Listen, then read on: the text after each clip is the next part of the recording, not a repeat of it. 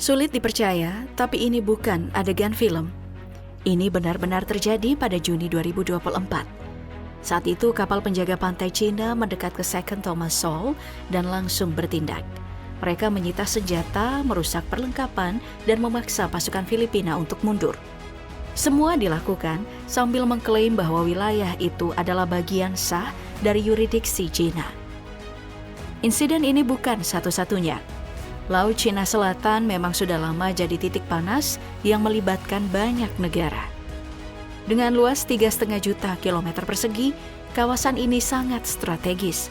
Hampir sepertiga dari total perdagangan laut dunia melewati jalur ini setiap tahun, menjadikannya penting secara ekonomi. Selain itu, kawasan ini menyimpan kekayaan minyak, gas, dan hasil laut yang besar.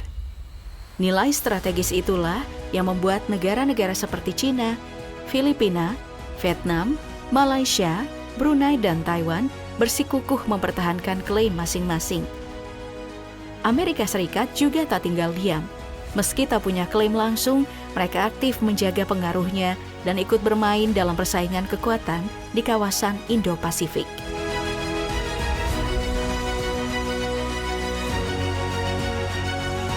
Laut Cina Selatan kerap disebut sebagai kawasan laut paling diperebutkan di dunia. 8 negara bersaing mengklaim sebagian atau seluruh wilayah ini. Penamaannya pun jadi ajang simbolik. Masing-masing negara menggunakan istilah berbeda sebagai bentuk perlawanan terhadap klaim Cina. Sejak dulu, laut ini dikenal dengan berbagai nama tergantung siapa yang berkuasa. Pelaut Asia menyebutnya Laut Champa, mengacu pada kekaisaran lama di Asia Tenggara.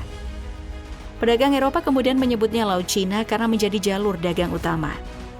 Di Tiongkok, istilah Nanhai atau Laut Selatan sudah digunakan sejak masa dinasti Qing. Kini ketika konflik geopolitik semakin tajam, penamaan wilayah ini ikut menjadi bagian dari pertarungan politik. Filipina menyebutnya West Philippine Sea, Vietnam memilih nama Bandung, Laut Timur. Indonesia pun sejak 2017 menggunakan nama Laut Natuna Utara sebagai sikap tegas menolak klaim Cina. Malaysia dan Brunei juga punya istilah lokal meski lebih tenang dalam menyuarakan klaimnya. Perselisihan ini tak hanya soal sejarah dan kekuasaan. Nilai ekonomi laut ini sangat besar. Selain jadi jalur pelayaran penting, kawasan ini menyumbang lebih dari 12% tangkapan ikan dunia, sumber pangan bagi ratusan juta orang di Asia Tenggara.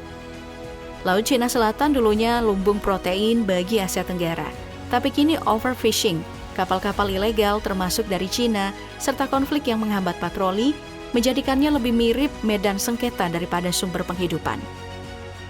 Selain ikan, laut ini menyimpan kekayaan lain, minyak dan gas bumi. Diperkirakan, ada cadangan hingga 11 miliar barel minyak dan lebih dari 190 triliun kaki kubik gas alam di dasar lautnya. Sumber energi yang bisa menentukan peta kekuasaan dunia di masa depan. Namun, kekuatan utama Laut Cina Selatan bukan cuma soal apa yang tersimpan di dasarnya. Posisi strategisnya menjadikannya jalur utama ekonomi global. Lebih dari sepertiga perdagangan laut dunia, senilai 3 hingga 5 triliun dolar per tahun melewati perairan ini. Mulai dari tanker minyak Timur Tengah ke Asia Timur hingga kontainer dari Jepang ke Eropa, hampir semuanya melintasi kawasan ini. Bayangkan, laut sebagai titik sempit di mana energi, barang elektronik, tekstil, hingga teknologi militer harus lewat. Siapa menguasai jalur ini, menguasai aliran dunia. Tak heran, Amerika Serikat, Jepang, India, hingga Australia terus memantau dan mengerahkan armada ke sini. Ini bukan lagi sekadar sengketa batas negara, tapi soal kendali atas sistem global. Konflik di Laut Cina Selatan bukan persoalan baru. Akar utamanya itu berasal dari satu sumber, sebuah peta sepihak yang direvisi oleh Cina, dikenal dengan nama Nine Dash Line atau garis 9 putus-putus. Peta ini muncul pertama kali pada tahun 1947 dan mengklaim sekitar 90% wilayah Laut Cina Selatan, bahkan membentang mendekati pantai negara-negara tetangga. Yang jadi masalah, klaim ini tidak berdasarkan geografi atau hukum internasional, melainkan berdasarkan cerita sejarah kabur, karena leluhur kami dulu pernah berlayar ke sana. Bayangkan jika bangsa Viking tiba-tiba mengklaim separuh Eropa dengan alasan yang sama. Klaim inilah yang menyulut ketegangan antara China dan negara-negara kawasan. Filipina bersengketa dengan China soal Scarborough Shoal dan Second Thomas Shoal, dua wilayah yang lebih dekat dengan Luzon daripada ke Hainan. Vietnam terlibat konflik di Kepulauan Paracel dan Spratly. Bahkan pada tahun 1974, China merebut Paracel dari Vietnam Selatan melalui bentrokan bersenjata. Di bagian selatan Spratly, Malaysia dan Brunei juga punya klaim karena wilayah itu masuk dalam zona ekonomi eksklusif mereka. Indonesia pun tak luput dari ketegangan. Kapal penjaga pantai Cina kerap masuk ke wilayah Natuna, beberapa kali memicu konfrontasi. Insiden-insiden ini terus bermunculan. Pada tahun 2012, ketegangan meledak di Scarborough Shoal saat Angkatan Laut Filipina menangkap nelayan Cina. Akhirnya Cina menguasai wilayah itu secara de facto. Tahun 2014, Cina menempatkan rig minyak di wilayah yang diklaim oleh Vietnam, memicu demo besar di Hanoi hingga kerusuhan anti-Cina pecah. Lalu tahun 2019, kapal penjaga pantai Cina menabrak kapal nelayan Indonesia di Natuna. Pemerintah Indonesia merespon dengan pengerahan jet tempur dan peningkatan kekuatan militer di sana. Dari tahun 2020 hingga 2024, ketegangan terus berulang, berpuncak pada insiden dramatis di Second Thomas Shoal pada Juni 2024. Persoalannya kini bukan sekadar klaim wilayah, ini soal siapa yang benar-benar memegang kendali atas laut tersebut.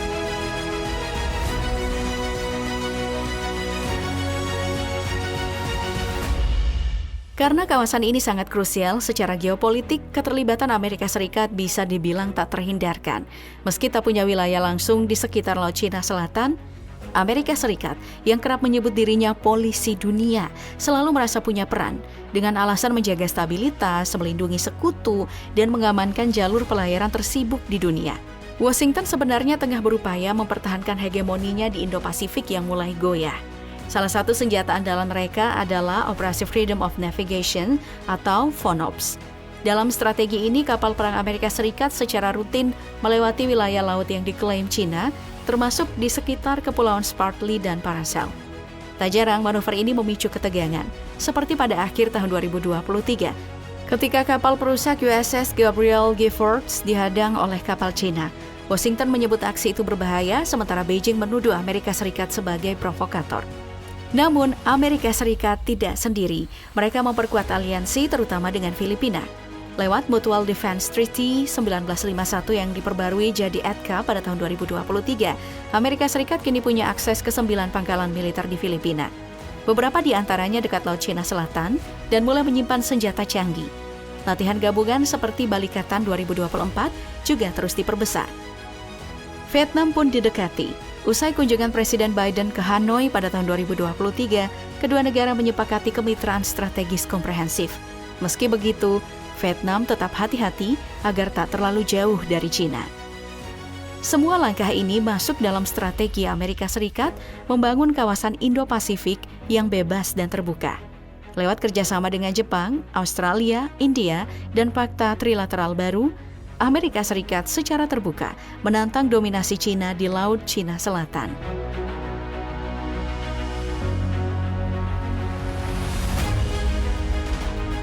Untuk meredakan ketegangan di Laut Cina Selatan, negara-negara yang terlibat menempuh strategi masing-masing. Cina jadi yang paling agresif.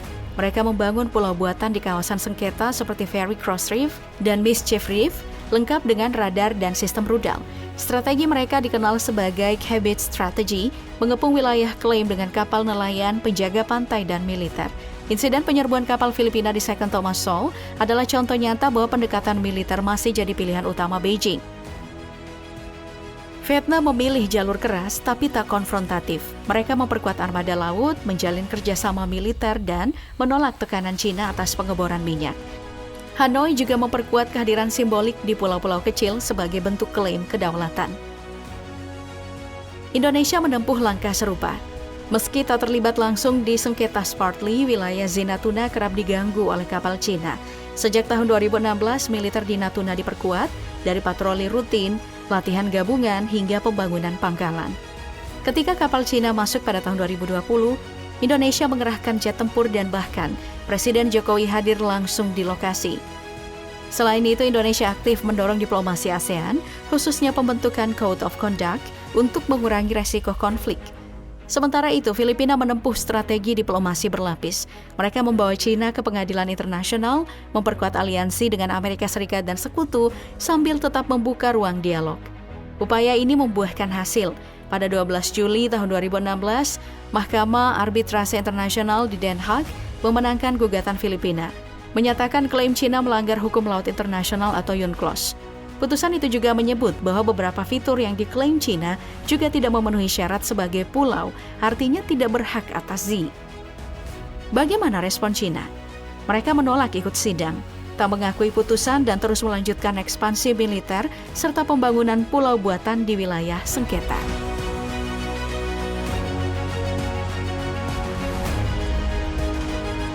Laut Cina Selatan kini ibarat ruangan penuh bensin, sementara semua pihak membawa korek api. Satu insiden kecil saja bisa menjadi percikan besar. Meski diplomasi terus digaungkan, realitanya kapal perang, latihan militer dan saling tuding justru makin mendominasi.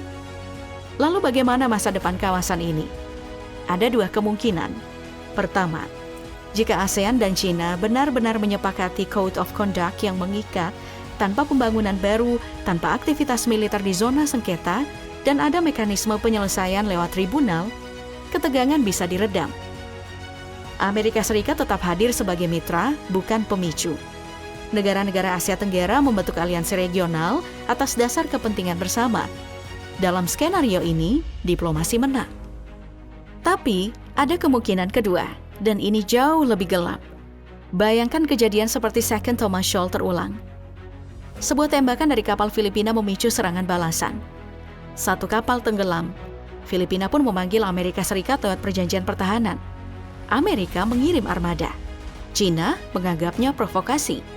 Rudal meluncur, perang pun pecah. Dua skenario itu menggambarkan betapa rapuhnya situasi saat ini. Selama ambisi politik lebih besar dari rasa saling percaya, Laut Cina Selatan akan terus jadi kawasan rawan. Dan semua pihak cepat atau lambat, bisa jadi korban dari konflik yang tak terkendali.